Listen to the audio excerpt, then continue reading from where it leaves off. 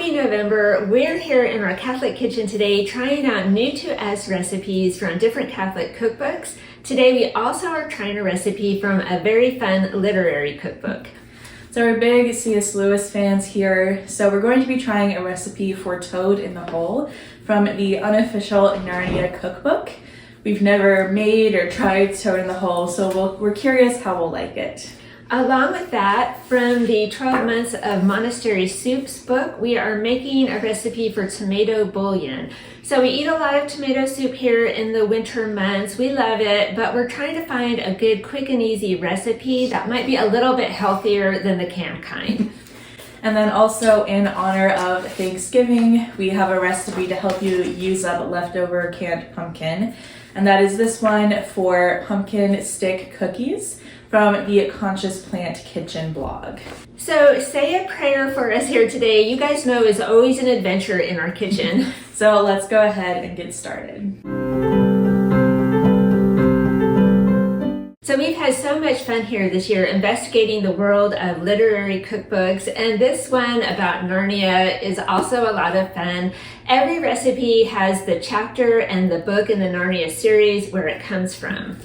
So Toad in the Hole comes from chapter 10 of The Magician's Nephew, when Polly comes home late with a dirty face and clothes and can't explain where she's been. So she's in hot water, and that earns her what C.S. Lewis calls a dinner with all the nice parts left out. And those nice parts are sticky toffee pudding and strawberries with cream. That's very sad. Missed out.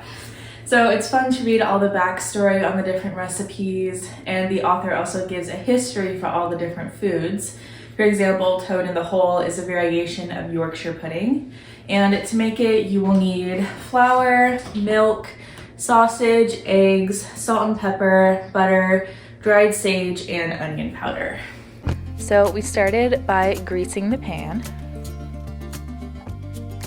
And then we laid out the sausages, and we did use pre-cooked ones. Then we did the dough, so we put the flour into a bowl, along with the salt and the pepper, the sage, and the onion powder, and then gave that a good whisk. Then we did the milk and the eggs, added in the melted butter and mixed that together. And then we combined the wet and the dry ingredients to make the dough. And then we just poured that over the sausages.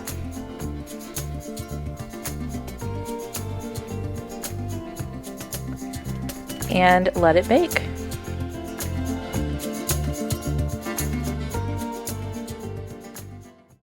So next we're trying the tomato bouillon from 12 Months of Monastery Soups. This cookbook is an old favorite. There are really just so many great options for soup recipes in here, and we also like all the illustrations in it. So as we mentioned earlier, we are trying to find a healthier alternative for canned tomato soup, which there's nothing wrong with that. We eat it here all the time. We do, but we just thought if we could find something quick and easy and a little bit healthier, that would be great. So to make this one, you will need flour, an oil of your choice, celery, the tomatoes, butter, salt and pepper, an onion, peppercorns, bay leaves, and then it calls for heavy cream. We don't have any, so we're just going to be using plain milk. So we first put our oil into the pot and then added in the onions, the tomatoes, the celery, and the bay leaf. Added the peppercorns and stirred it up and let it cook down for a while. Then we transferred that into the blender and gave it a good mix. Then back in the pot, we added the butter and the flour.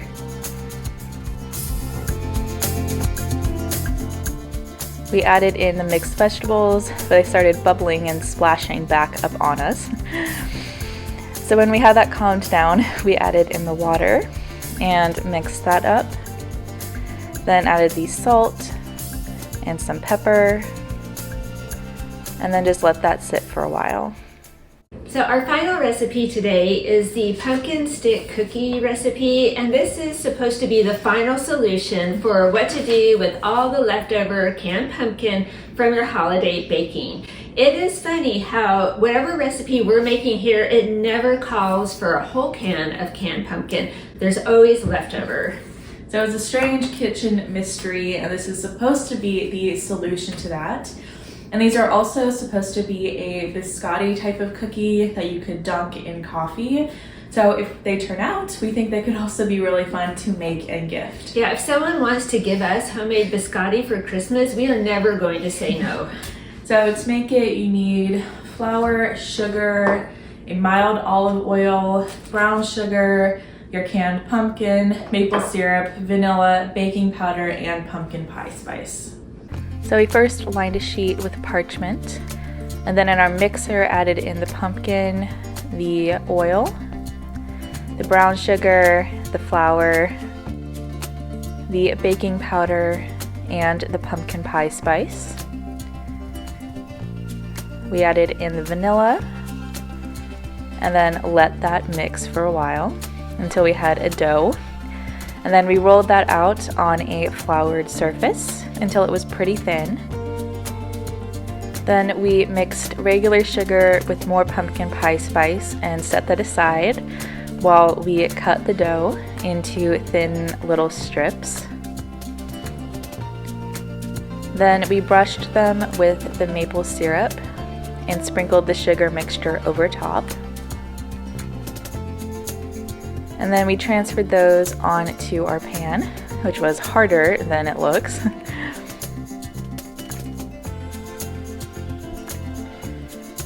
Then we let those bake for a while until they were golden brown all over the outside, and then we transferred them onto racks. Here's the toad in the hole. It's very interesting looking. Quite. We've never made it before, so we don't know. Is this what it's supposed to look like? But honestly, it's how it tastes that's the most important. So that's what we'll figure out. We're gonna try it. Okay, here goes nothing.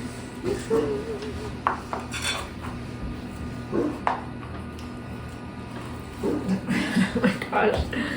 It's completely stuck to the pan. It did not go down without a fight. It didn't want to come out of the pan, but we'll see how it tastes.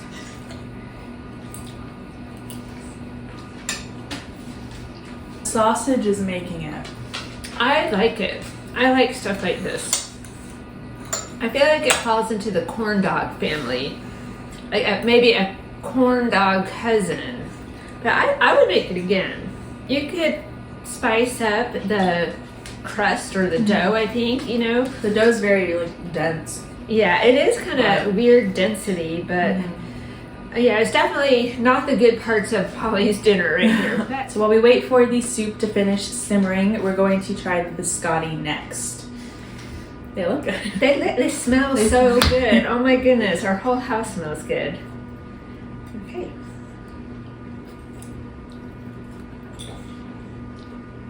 I don't think we cooked them long enough to make them into biscotti. So, but they're good as they are. They're not overly sweet, but the maple syrup and the sprinkle on top, very good, yeah.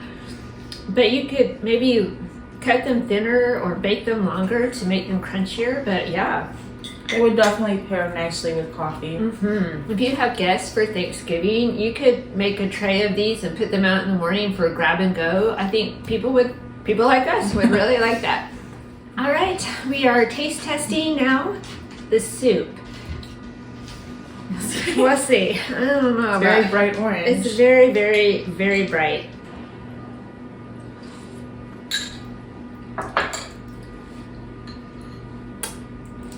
Needs something. Needs something. It tastes very much like vegetable broth, right? Yeah. Sort of. It has a very thin feel to it. It doesn't feel like creamy and yummy and satisfying. I'm going to put some milk in mine and see. And oh dear, we have a lot of it. Ugh. It's not bad. It's not bad.